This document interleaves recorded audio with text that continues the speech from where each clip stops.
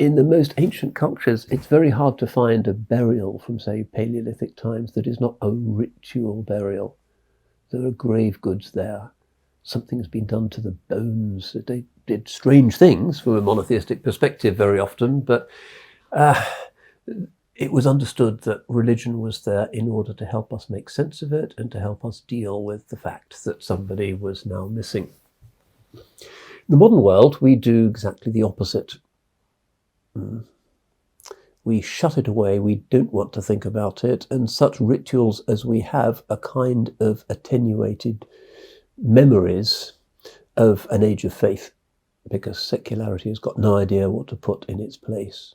Oh, okay, you have a humanist funeral, so you listen to Uncle's favourite Elton John song, and then some tearful 12-year-old daughter recites a Kipling poem and so on, but it's really not the same, and it's known not to be the same.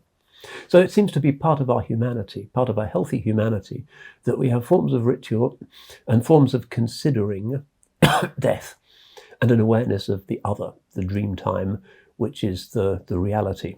Al-Haq. فَبَصَرُكَ الْيَوْمَ حَدِيد. So Imam al-Ghazali is helping us along on this path of transformation that he is mapping for us in considerable but always helpful detail, sometimes very moving detail, in the Ihya, this psychological masterwork. It might be better to call it a book of Islamic psychology than a book of mysticism, I think. Insights into the human ego, the nafs, really incomparable. By reminding us that we are on a one-way trip, and that the road in front of us is always getting shorter, and that we can't do anything at all about that. We are in the grip of the inexorable. And therefore, we need to think carefully about the meaning of stuff.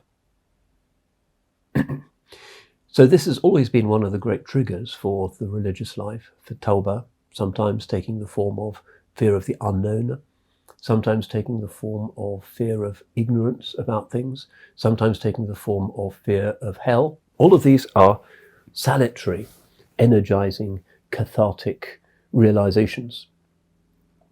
But the modern person who just floats through his 70 years and 10 and is then carried off by Alzheimer's or a coronary after a life of being not very sure, is likely to be somebody whose life was not really lived.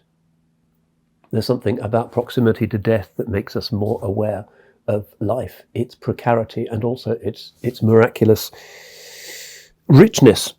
There is so much of it. There is so much out there in the world, and not much, it seems, in that muddy hole. So it's a trigger for tawbah. And Imam al-Ghazali's book, the Ihya Ulumuddin, is in many ways urging us to move from the surface of our religiosity into its limitless depths. There is a finite number of things you can say about the form of Fajr prayer, but the number of things you can say about the content and the meaning and the potential of Fajr prayer is indefinite, endless, because the inward world, even though it's within, is also the world that is not bounded. Whereas the outward world, which is without, is nonetheless limited by physical, geographical, cosmic constraints. The real kernel is within us, and it's without limit.